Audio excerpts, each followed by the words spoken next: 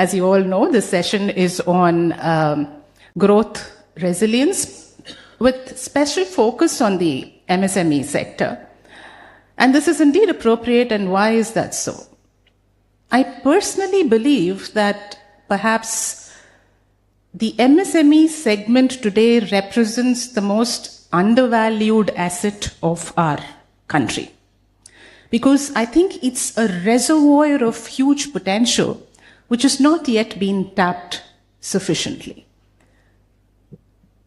And it's a little interesting because we find there is so much of excitement around the startup ecosystem today. And logically speaking, the MSMEs are chronologically the predecessors to the startup ecosystem, right? But yet, in terms of the energy, the enthusiasm, the funding options, the headlines and the eyeballs that the startup ecosystem enjoys, I don't think the folks in the MSME sector enjoy that much of liberty with the rest of the universe. Why is that? I think these are some of the things that we should attempt to understand, to see if we're talking about untapped potential, how is it that we can rise to the potential? Because this is a huge, huge opportunity for us. And if we get our act right in our country, I believe it is going to lead not only just to growth resilience, but it's going to push growth into a different trajectory altogether. So while there are a whole lot of differences in terms of the difference between, let us say, the startup ecosystem and the MSMEs or even the large companies, they differ from each other in multiple dimensions, as we all know. And we're going to try to explore some of these during our discussions. But very specifically, I thought I would park two thoughts with all of you today in my opening remarks, and we can talk about it further.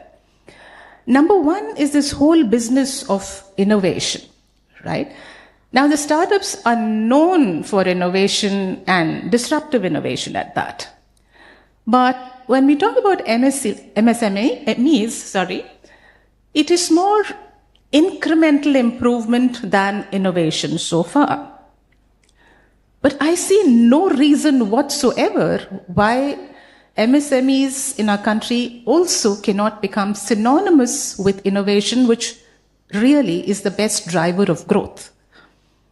Now, at the recently concluded Bharat Mobility Show in Delhi, for instance, we had the CEO of a very large OEM very generously make a statement to another CEO of an auto component company where he said, look, I believe that it is the people in the supply chain who are doing all the innovation. We people are just putting everything together. And perhaps that's indeed true in the manufacturing sector. So there is a huge amount of potential when it comes to MSMEs. And why is it that innovation is not perhaps being focused on as much as we would like to? Or is it already being done, as is the case in some sectors, and we are seeing very, very visible signs of the same, and is not being publicized enough? These are some of the things that I would seek answers for from the panelists. The second thought that I would like to park with you is, it's all very well to talk about innovation, right? But innovation needs certain enablers. Most importantly, financial enablers. And that's where our two wonderful speakers here for today are really going to throw some light on what does it mean to be able to build financial resilience into the growth story. Because after all, innovation is going to depend on financial robustness, be it by way of technology investments, infrastructure creation, skilling, so on and so forth. And currently, by virtue of their size, which could be an advantage in terms of agility, it could also very well be potentially a disadvantage on account of their ability to raise funds and to be able to take that leap blindly and become major risk takers. So, what do? And here is where I would really like to share a very small story. How many of you are familiar with ant rafts? You know ants, right? We all know the little ant. How many of us are familiar with ant rafts? Rafts is just a boat that is made by multiple ants coming together. Yeah? So sometime back, I saw these very, very interesting visuals in National Geographic post a very severe flood that had happened, a flood that had destroyed millions of lives and property and so on and so forth. But here was a very interesting picture of a network of ants, thousands of whom had got together to build a raft, and they had survived the floods. Interestingly, this tiny little ant managed to survive the flood. And if we look at it, there are so many lessons to be derived from these colonies of ants, because whether it is in the manner in which they get their food, whether it is in the manner in which they oppose enemies, whether it is in the manner in which they are able to keep their heads and bodies above the water, quite literally and metaphorically speaking, during floods, it is all the collective effort of a group that helps them rise above their individual limitations. And these ants, my friends, do not even have 1/10,000th of the neurons in the human brain. What is it that prevents us from doing what the ants do? Can the MSME leverage the advantages of an ecosystem better, of working together in such a way they can leverage a common pool of resources, whether it is funds or whether it's infrastructure or whether it is cutting-edge technology and allied services? Is there a lot to be gained from working as a network instead of working individually? And has that really been leveraged enough? Because the digital age is all about leveraging the advantages of a networked economy. So do we have those structures? Are they adequate?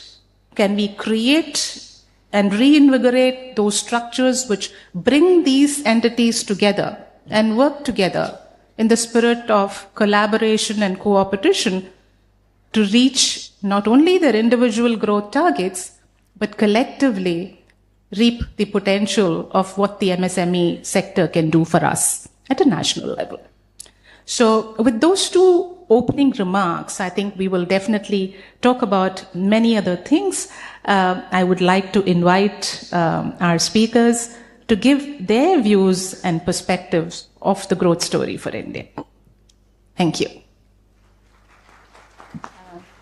Mr. Mahesh Balasubramanian, may we have your views, please?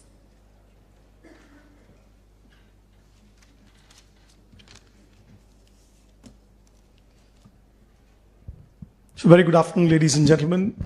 Thank the MMA for providing me an opportunity to come over here. I'm a boy from Chennai, so every time there's an opportunity to come back home, I feel very good. So thank you, Captain, for bringing me back here. So this is a post-lunch session, so let me see whether we can keep all of you engaged and keep you awake, right? I know it's a challenge, but between Bala and Bala, we'll try and do it. Okay, first of all, the topic on the board is MSME growth and resilience. So first, let's understand, what does MSME do to India? I think MSME globally, as in India, is a cornerstone of growth, and it's a very important aspect of the entire value chain of what's getting produced and what's getting consumed. MSME in India contributes about 30% to the country's GDP, about 45% to the exports of the country, and employs about 23 crore people. That's the size of the MSME in India. While these numbers look very staggering, let me say that we are nowhere compared to the rest of the world. There are countries where the MSME contributes in excess of 60% to GDP. Japan is one of them. Turkey has got, in fact, close to 53%. And even countries like Indonesia have got more than 60% of the contribution of GDP coming from the MSME segment. US is at about 45%. So that tells you the headroom we have in terms of how much more MSMEs can contribute towards the growth of this country. MSMEs are very important because they provide a whole lot of inclusive growth, because MSMEs by nature are people who employ a certain large sums of people, and therefore they bring in inclusive growth. They are not like the big corporations. They are people who basically run small and medium scale industries. And at last count, there are more than 6.8 crore such units in India operating across the length and breadth of the country. So what are the problems that MSME faces in India? The first and biggest problem for them is access. When I mean access, I'm talking about access to markets, access to finance, access to labor, access to technology, access to innovation and R&D, and more importantly, access to disaster management. Let me focus on access to finance and disaster management because I think these are the two things which are closest to what we in the BFSI segment really deal with. And when it comes to access to finance, let me say that out of the total 200 lakh crore, which is roughly the credit that the Indian banking system has, not more than 15% actually goes to the MSME segment. Almost the penetration of credit into the MSME is not more than 13 to 14%, right? The credit gap in the MSME segment is close to 30 lakh crores, which is almost as much as the amount lent to the SMEs in India, which means if you want to lend to SMEs, we are somewhere halfway down the road. The gap is another 30-40 lakh crores, which is what has been put out by the RBI in a recent report. So that's the headroom we all have for supporting this MSME segment. Now, when we are talking about growth and we are talking about resilience, on the growth side, a huge plethora of activities have been done in the last 10 years, which has really given the impetus to MSME to keep growing their business. The RBI on its part has done a lot of initiatives. I think the recent set of initiatives starting from the government was the UDAN registrations. I think that's really brought a lot of MSMEs into the formalized segment. It's also brought in a lot more focus on the segment. The Pradhan Mantri Vishwakarma scheme, the CGTSC scheme, which has been a big boon to most of the SMEs because they really were not being able to access adequately, in a timely manner, adequate, timely, formal credit has always eluded them. But the last few years, all the initiatives taken by the government, the recent one basically is a trade receivables discounting, the TREDS platform which has been set up for them, has also given them ability to get their payments back on time. Account aggregator, OCIN database, GST registrations, the PLI schemes launched for various activities, all this has really put a whole lot of ammunition into the MSME segment so that we are able to increase the funding in the MSME segment. But having said all that, we are still roughly at about 50% of what their needs are, and the penetration is at a very paltry less than 15%. So let's see what the insurance industry and the BFSI industry can do. I'm keeping banking outside the ambit right now because banks do provide credit through the priority sector lending, through digital lending, NBFCs and fintechs have come in, and the entire credit growth in the MSME segment is probably growing faster than the rest of the credit growth in the economy. I think till December 24, if you take the MSME credit growth, that close to 13.5%, 14%, whereas the large corporates received only 6% of the incremental credit, right? So the banking system is doing a whole lot of stuff. Now let's come to what the mutual fund and the life insurance industry can do. I'll probably focus a little bit on the life insurance space. The life insurance industry today has an 80 lakh crore AUM, which has been garnered by all of us over the years. When I say AUM, this is the assets under management. So how does life insurance industry support the growth of the MSME segment? I would say we do it in a slightly indirect way because 60 to 75% of our entire investments happens in GSECs. And that's very important because both through the central government and the state government GSECs and the SDL program, we really support a whole lot of infrastructure spend. And we all know in the last 5 years, 7 years, the government has been doing the heavy lifting in terms of expenditure. The government has been doing the capex. The private sector is yet to come on to the capex table in terms of new projects. So what does 1 rupee of buying GSEC help the economy? I think that the GSECs we buy are normally in the 10-year and 30-year category. In fact, life insurance companies are the only ones in the long end of the market. Now, why is this important? Because when you do infrastructure funding, whether it's ports, roads, railways, airports, each of this requires money for 10, 15 years. When you build a toll road, it's going to give you a revenue across 15 to 20 years, right? So every other segment in the financial services is a little bit focused on short-term lending. And if you need long-term money, I think the insurance companies come in and really purchase most of the paper which the government puts out in the 10-year and 30-year category, even sometimes going up to 50 years. So this money is directly going to the infrastructure spend in the country, and the downstream benefit of this is enormous. Millions of contractors, laborers get employed into these downstream units, and that's why the life insurance industry has been supporting. Apart from, of course, investing in the equity markets, which I think Bala probably has far more ammunition than us. He's sitting on close to 70 lakh crores. So they do a lot of investments in the capital markets. We do have some investments in the capital markets, but I would say we focus more on providing long-term capital, which can have a multiplier effect on the MSME segment. Now we talk about growth and resilience. I've been talking about growth capital, right? Let's look at what resilience means. This is where probably the insurance industry plays an extremely critical role, right? What does resilience mean? Resilience means the strength to go through multiple cycles, the ability to build a sustainable business over a period of time, and people who are normally fragile are exposed to far more resilience challenges than large corporates and big companies. This is where the MSMEs actually require tremendous amount of help. Just to give you some statistics on what this really means, what we are talking about is risk transfer. The business of insurance is nothing but risk transfer. When you buy a car insurance, what have I done to you? Suppose you have a car costing 10 lakh rupees, right? Yeah, you may be 1 in a million person who's had an accident, right? But for you, that's the only car you bought, right? So what do? By paying a 2% premium to the insurance company, you're actually transferring the risk to the insurance company. Now the insurance company comes and tells you, hey, something happens to your car, don't worry. I'll make sure that I pay for it, any damages, right? That's the concept of risk transfer. And this is where the ability to transfer risk at the MSME segment or any other segment in India has been largely lacking, because the overall penetration of both life insurance and general insurance is close to 3.7% of GDP. In fact, the general insurance segment is almost only 1% of GDP. So what does this manifest in? We all know that the climate change is happening globally, and there is a lot of disasters which keep happening every now and then. 2020, we had the cyclone, Amphan. Then we had the Bijirjoy, which happened 2 years back.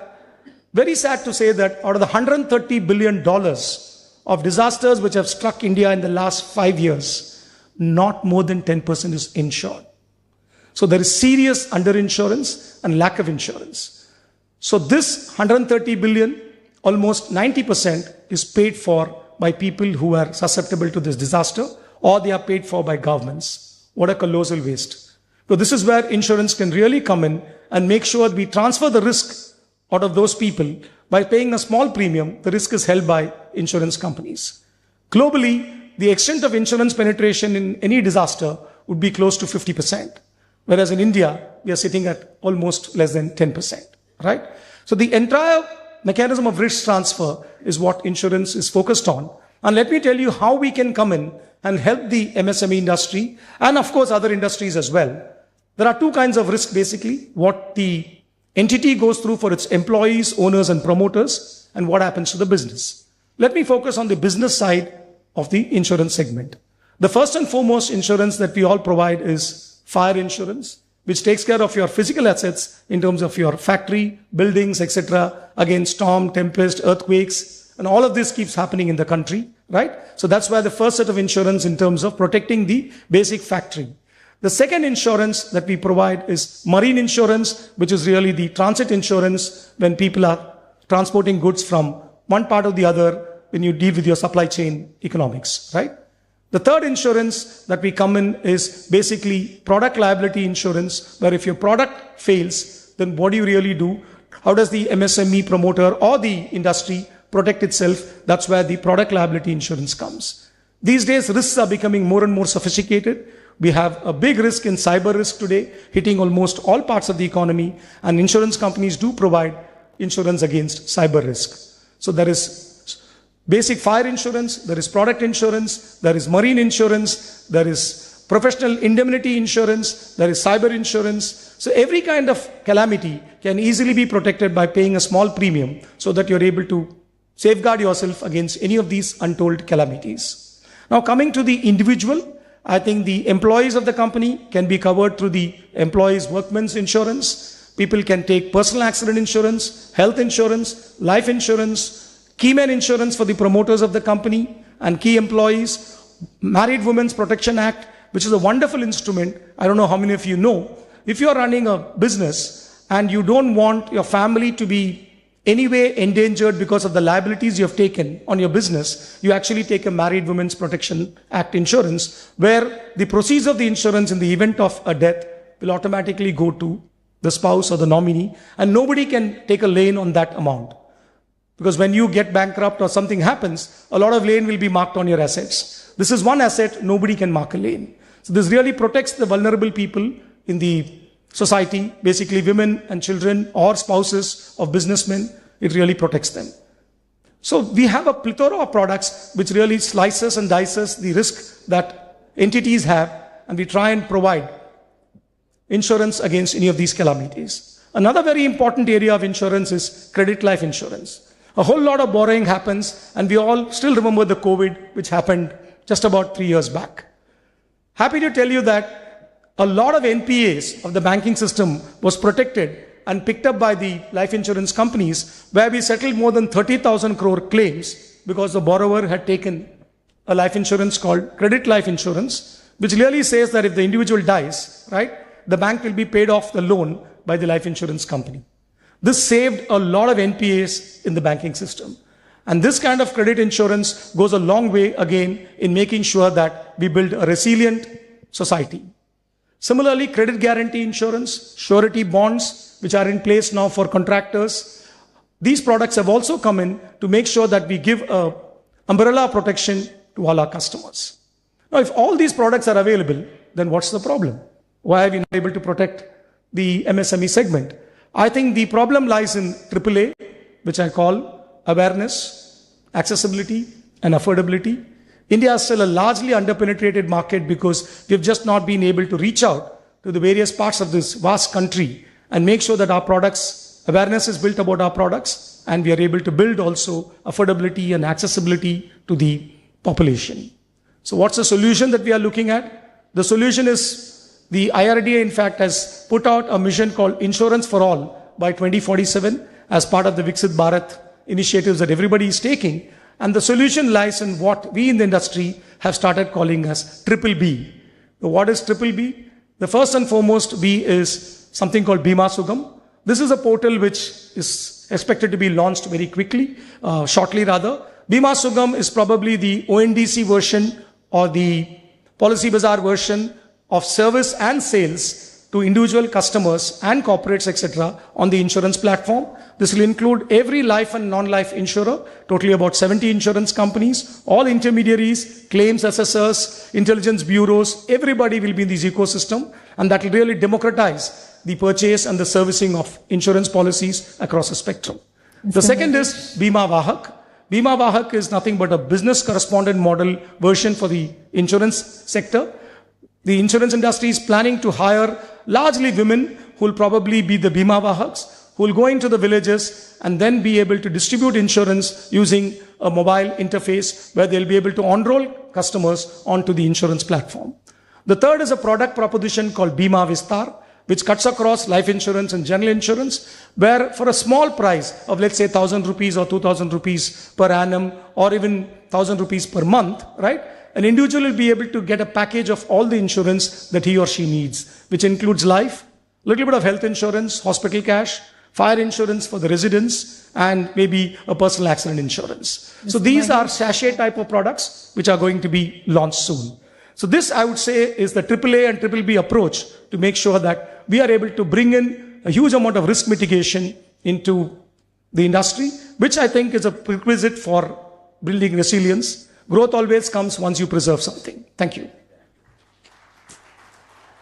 Thank you. Thank you, Mr. Mahesh. Mr. Balasubramanian, request you to please share your views.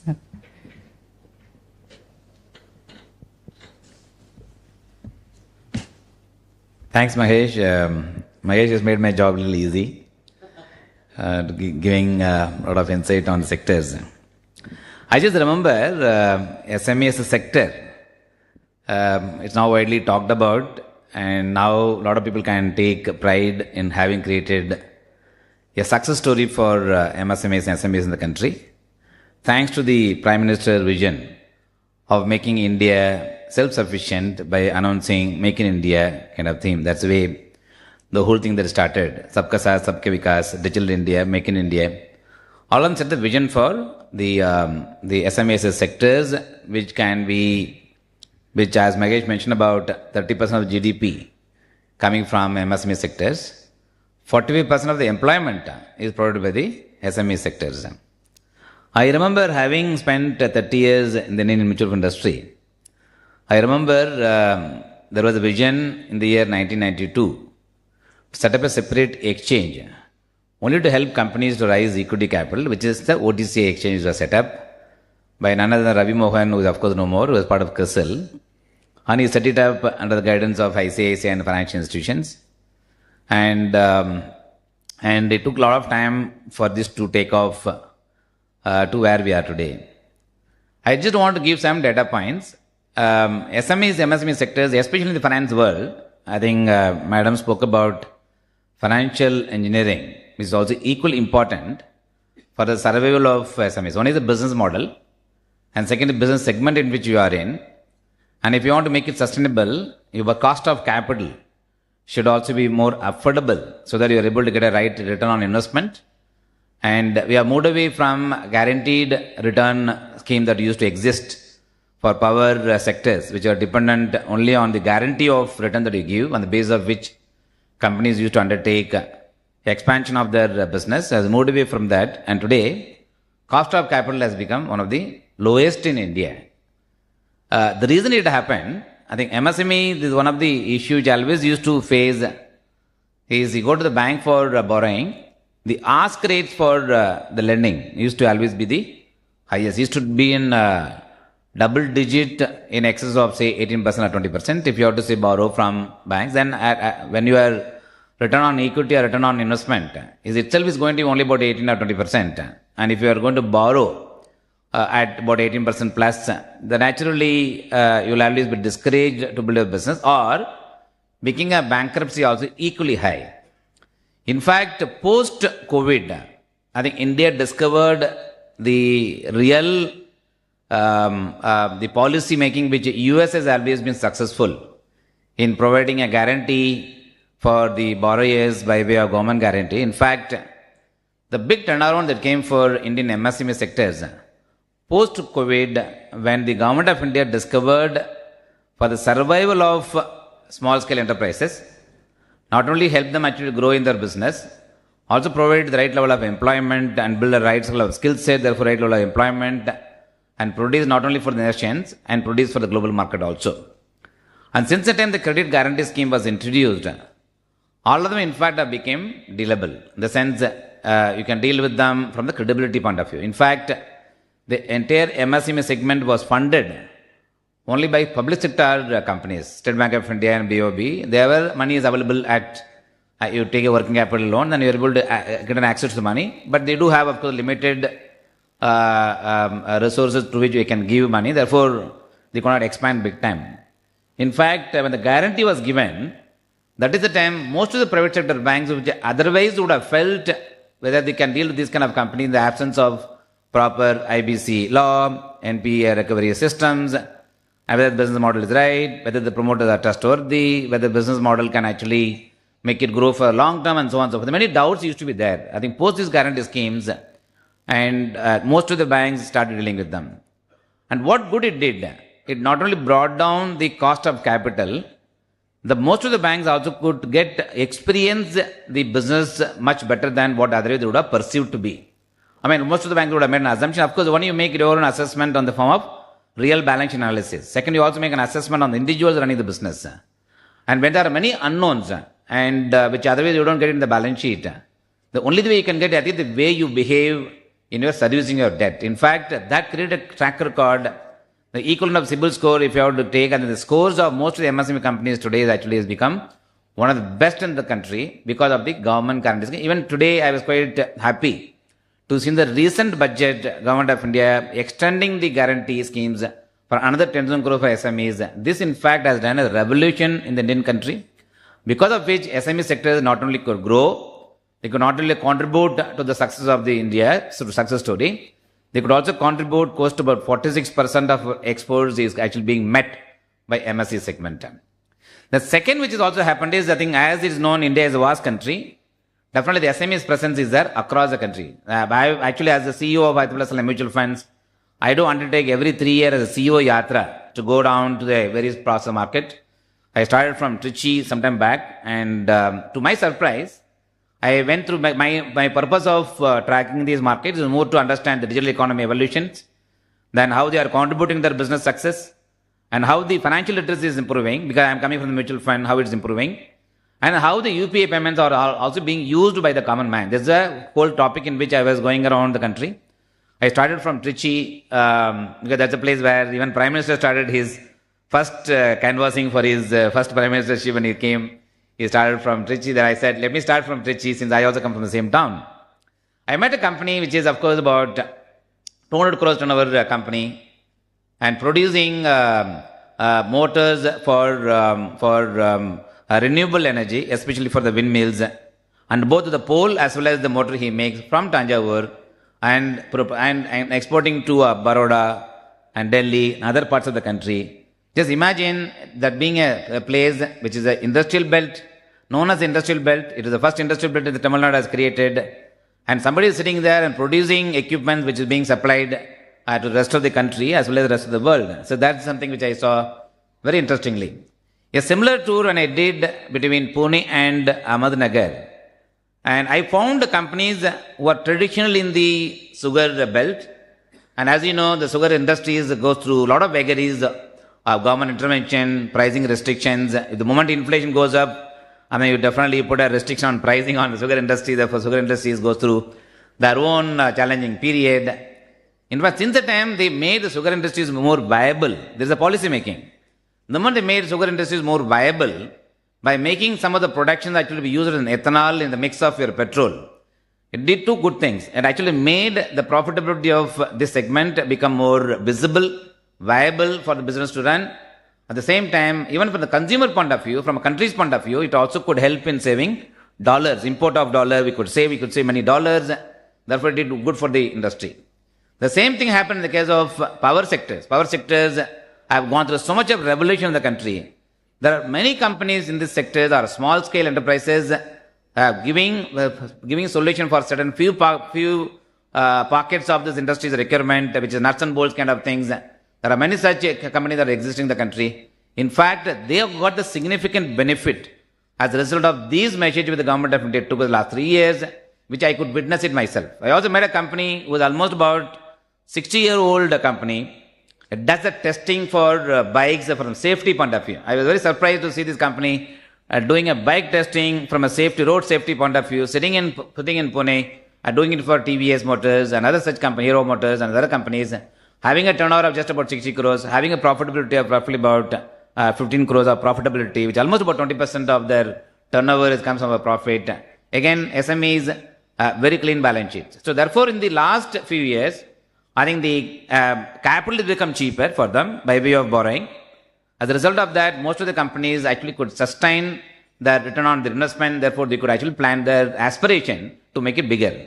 Last but not the least, which I would like to mention, in the last few years, how the Indian market, since I come from the mutual fund industry, I generally look at what's the market cap. It's roughly about $4.5 trillion market cap today, after taking into account the recent fall that you have seen.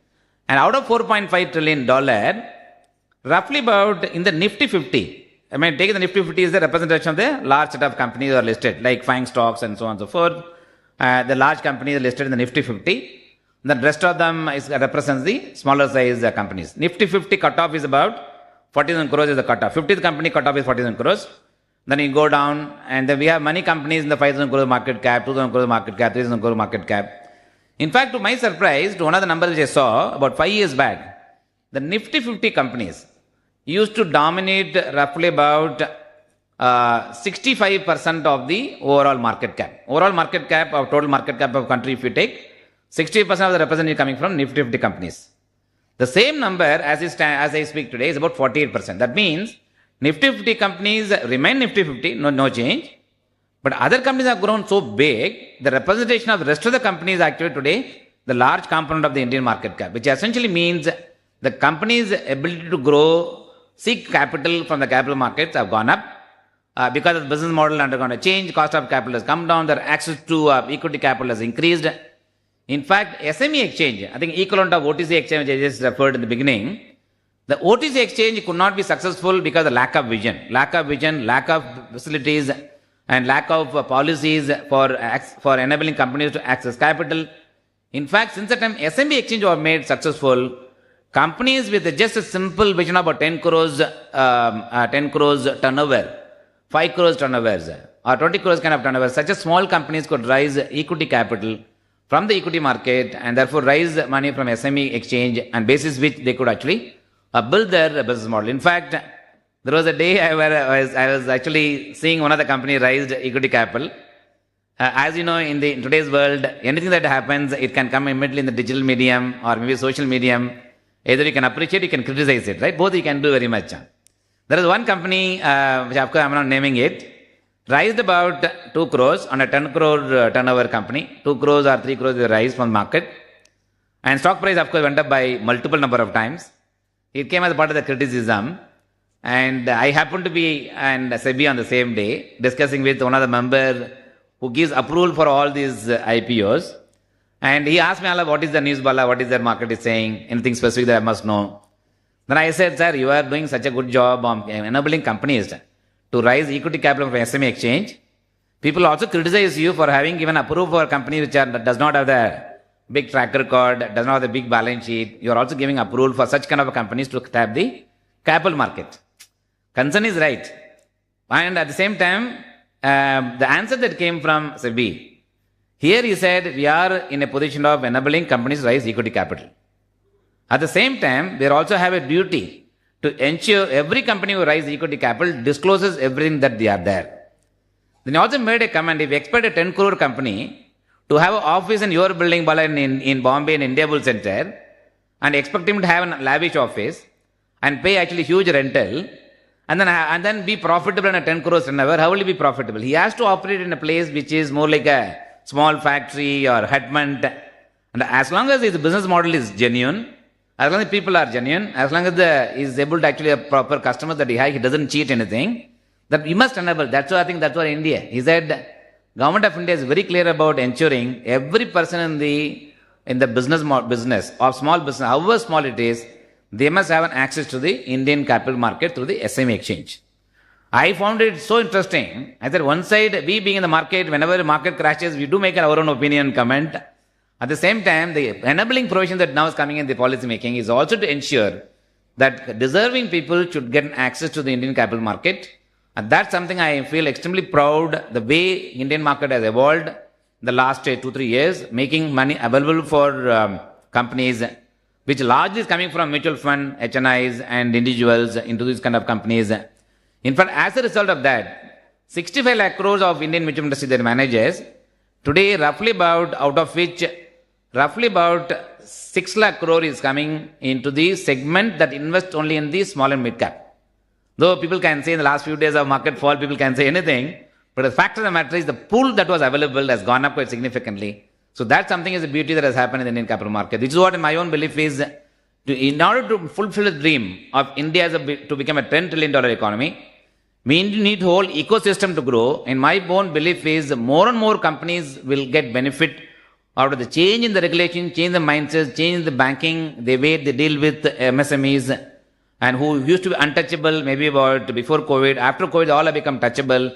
Therefore, dealing with banks will have become so easy, and getting access to the capital has become so easy. My belief is the next 5 years, we will probably see all the steps that has been taken would only help these companies to grow bigger and bigger and fulfill their own aspirations. Some of them I will not be surprised to become BSE 100 companies, even larger than them. I think that's why I think we're creating ecosystems. I think this will make it more easier for every companies to fulfill their aspiration as they move forward. With this, I'll stop and have question answers. Thank you so much, Mr. Balasubramaniam. Since I have the onerous task of keeping time, Group Captain, how much time do we have? Because there are a whole lot of questions.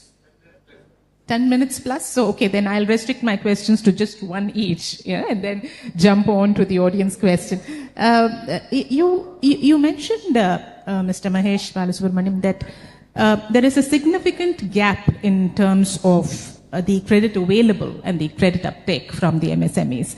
So if I were to draw a very, very loose analogy, the MSMEs are representative of a segment that appear to be a little risk averse, believe more in stability rather than in drastic innovation, look more at bottom lines than at top lines and valuations as the startups do. And so the propensity or appetite for risk seems to be limited.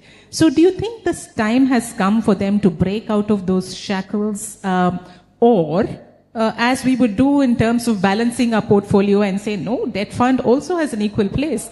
Equity funds might be cool and, greater returns, but for the sake of stability, we need people who look at the longer term. How would you strike a balance, and what is it that you would like to convey to the MSMEs? You're asking me from a MSME owner perspective, yes, or from a lender perspective? From an owner perspective. Lender perspective, I wouldn't, because I think we all know the answer. All right.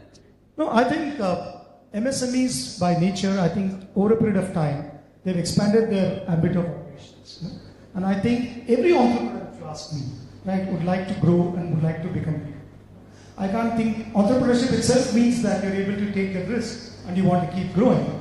And in a young country like India, where we still have the average age to be much lower than the rest of the country, rest of the world rather, I think the aspirations and ambitions of every entrepreneur would be to want to grow, right? At the same time, they would like to make sure that they manage their risks well, so that they are not exposing their families and exposing themselves to higher risk than what they perceive. But end of the day, risk is all about information that is available to you and what decisions can you take.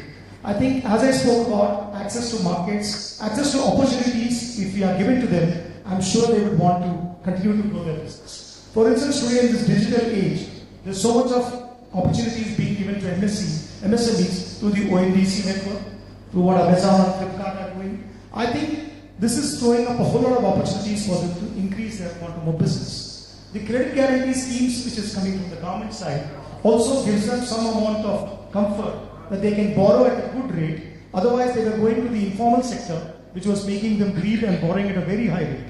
The formalization of the lending to the MSME sector is one of the things which has really happened in the last 10 years. As Vasu spoke about in the morning, the advent of small finance banks, the advent of formalized lending has helped them reduce the rate, and the PLI schemes and the CGTSC schemes has given them a rate per borrow which they can afford to borrow, right? So that's giving them additional impetus to go and take money in hoping to expand them. The remaining things which are required there is basically making sure that asymmetry of information between what they have and what they require is bridged through technology. So I think if we can provide them support on labor, provide them support on management, very many SMEs really become mom and pop stores. And you really need to grow beyond that if you want to expand your business. That is where management capabilities, providing them talented management teams, providing them skill, providing them data, providing them technology, providing them enough room for innovation, through providing funds for innovation. Innovation hubs have to come up across the country so that they are able to experiment. And finally, business is an iterative process. I think if we lay the environment and ecosystem well for them, I can't think of an entrepreneur as what to do. Absolutely, I entirely agree. But just to take that same thread of discussion forward, Mr. Balasubramaniam, there is obviously no dearth of aspiration. From your own example that you cited about the entrepreneur in Pune, that is not the hurdle. So if we really look at it, government policies seem to be in place. All of you have a plethora of products that can actually help to finance these entities.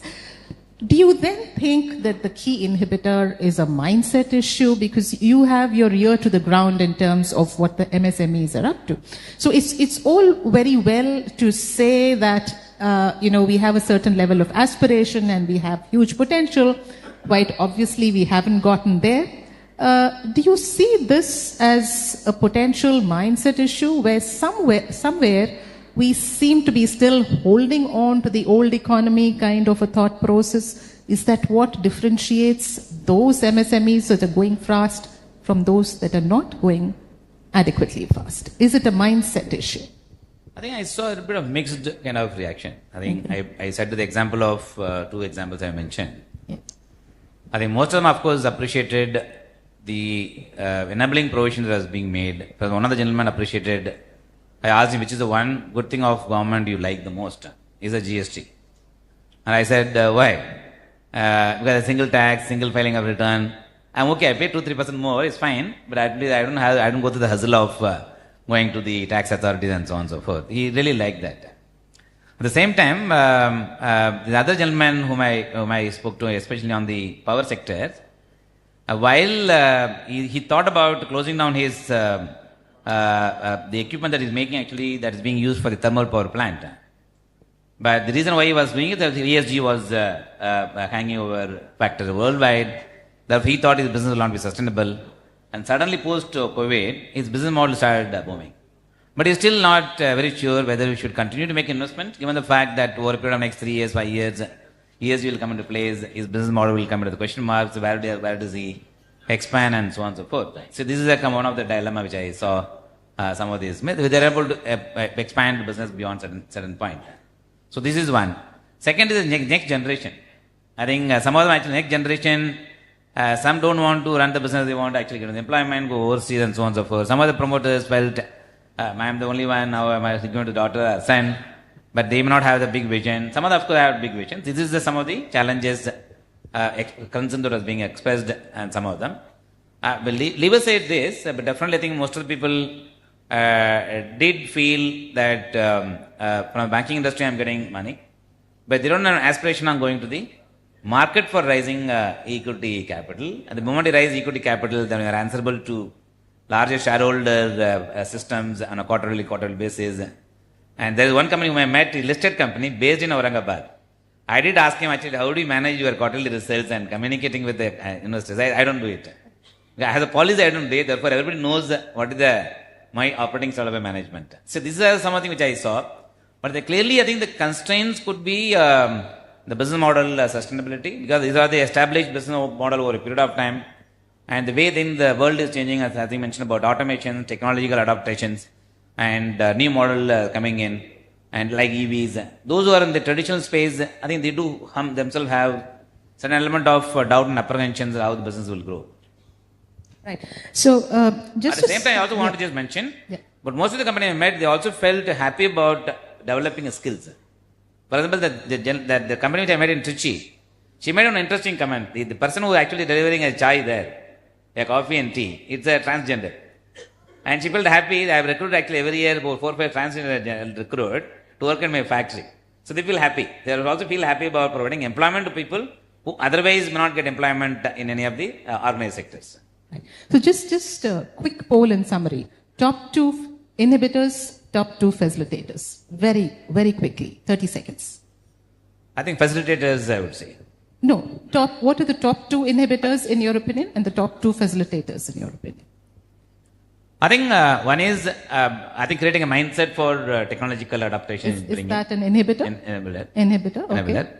In terms of facilitating, I think creating an ecosystem where the ecosystem actually works with the management of fulfilling the vision. It's not just alone you can do it. Yeah. Then how to build your team, people. People is the largest resources, which talent can be largest resources. How you are able to utilize the resources to actually facilitate to fulfill ambitions. So we need to focus on that. Yeah. Your thoughts? I think the limitations today are more around access to markets, I would say. Okay. I think all of them want to grow their business, but it takes time and effort to build a brand or keep promoting your business. So I think access to markets is certainly one of the reasons why they're not able to grow. And I would say still, while there is still tremendous amount of ground presence there, access to capital can be much more, because we're still not going where money is required by them. So what are the enablers for that, I think you're asking? I think, as Bala said, I think we all need to create an ecosystem where every SME knows that he'll be able to get access to credit or markets as quickly as he can. We got to reach out to him rather than they reaching out to us. And I think the second enabler would be rapid digitization and technology upgradation. Absolutely. Because India still lags behind in these 2 areas, and we want to really make in India truly arrive. I think we need to improve the productivity of our labor force. While we have large amount of labor, I don't think we are the most productive nation in the world. So for that, technology and digital can pave the way for better productivity. And better productivity will mean better cost economics, better price differentials, and therefore better competitive advantage. Absolutely. And interestingly, digitization itself is a key enabler for creation of that kind of an ecosystem. Wonderful. So let me quickly go on to the question. Since you were mentioning, GST in specific, there is one gentleman, Mr. V. Sriram, has a question for you. It's actually addressed to you, Mr. Mahesh, but I think I will, request you for the answer because you were talking about it. The question says, while government is doing its best to MSMEs in financing and ecosystem, do you think current tax system is user-friendly to them, particularly frequent changes in GST? What is your view? I think it seems to have got evolved quite nicely. I think thanks to our Honorable Finance Minister. So one observation I always used to have as a market participant, when Arun Jaitley used to run this committee, GST Council, every time the council used to meet, it used to come in the headline newspaper. They discuss this item is coming for increasing, decreasing. A lot of debates used to happen before the meeting, after the meeting. All the time used to go on a debate. I have one observation. Last 3 years or maybe since the time FM Nirmala Sitharaman took charge as the finance minister and she is heading the GST council. Nowhere it comes in the newspaper. Nowhere it comes, nobody talks about it. It has become so smooth. It is happening, which essentially means people are satisfied. That's what I would assume. So no news is good news. Can I answer that as well? Sure. I think you asked me from the perspective of a borrower or a MSME. Let me give you the perspective of a lender. The biggest hindrance for MSME growth is the parallel economy. We got to formalize this entire set, and that's where GST all this comes in, because a lender can't lend to an informal economy. If you don't have IT returns, if you don't have credit scores, you don't have bank statements, you are not recording your business and showing transactions, how can anybody help that MSME? So I think formalization of the Indian economy is extremely important, and therefore things like GST registration brings that formalization. And the more and more we formalize this parallel economy, the more and more MSMEs can grow. If they choose to still do 5 companies registration, keep shutting, opening, all the old things which used to happen in India before, if that's still the mindset of businessmen, then obviously you cannot grow, because no banker or no lenders will touch you. So I think all this is required to formalize the economy. That's one big constraint, that's one big mindset. I just want to narrate one small story. It will be useful for everybody. Second post lunch will be useful. So I'm meeting all of my distributors community. One gentleman from Coimbatore only, I had an outside meeting here with him. And he said, Bala, you have to make a representative finance minister for reducing the GST. I mean, increasing the audit for doing the GST, about 20 crores turnover if we have, it will come to subject to audit. Below 20 lakh rupees, below 10 lakh rupees, there is no GST audit direct. So the gentleman was crying, Bala, you have to increase the limit 20 lakh rupees, 40 lakh rupees. I said, why? No, Bala, I have, my income is now becoming 20 lakh 50,000. Therefore, now I come under GST. I said, good problem to have. Your business is growing. If business is growing, then he said, what did you do to overcome this? Now, Bala, I have taken a code in my wife's name. I have taken a code in my brother's name, sister's name. Even after that, I am hitting the limit of 20 lakh rupees. Then I said, you are in a better position. Actually, your business is growing. You are doing very well. Therefore, it's a good problem to have. If I go and make a representation to the finance minister, they will hit me back actually saying, Bala, whom are you representing to? I thought, this is the way I think the reality is. Sometimes when you try to overcome these issues by cutting down your GST tax liability, you rather end up in a mess. Rather than that, pay and grow the business. Wonderful. So the red board says time's up. Do we have time for one last question, or are we... One last question? Wonderful. So I'll direct that to you, Mr. Mahesh. The question is from Priyadarshini from TAFE. If agriculture needs to become entrepreneurial in nature, because I think she addresses this because you talked about a whole plethora of products, crop insurance from private sectors would be necessary. Could you please share your views and insights on this? No, I think crop insurance, which was launched by the Prime Minister about 5-6 years back, has really helped a lot of insurance being given to farmers. It is also being done through the banking fraternity, because where people are taking crop loans, I think crop insurance is being insisted upon. I think we have been through multiple cycles. I think first there was a Pradhan Mantri Yojana on that, and individual states spend their own pay in terms of running their own crop insurance schemes. But crop insurance is a major element in the entire insurance spectrum. We have the Agricultural Insurance Corporation of India, which is dedicatedly doing crop insurance, and all the players in the market, the leading general insurers, all have a presence in crop insurance. The reinsurers, including Swiss Re, Munich Re, many of them are supporting crop insurance. So I think crop insurance is definitely here to grow and here to stay. I think it's a very important risk mitigant for the farmers, and I think it will continue to grow. And without that, I don't think we can expect our farm produce to improve, and our farmers' research will continue if we really cannot take crop insurance right into the hinterland of the state. Thank you. My apologies to Vinayak, Aravindakshan, Preeta, Akash, Ashika, and Jairaj, who had a question for me as well, that we are unable to answer your questions. We can probably have some offline discussions. Thank you so very much.